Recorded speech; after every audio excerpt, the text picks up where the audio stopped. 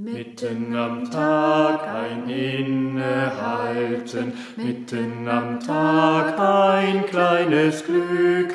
Ich finde Zeit, tief durchzuatmen, Zeit für ein Wort und für Musik, Zeit für ein Wort und für Musik. Mitten am Tag jetzt still zu sitzen, mitten am Tag, der nicht verfliegt.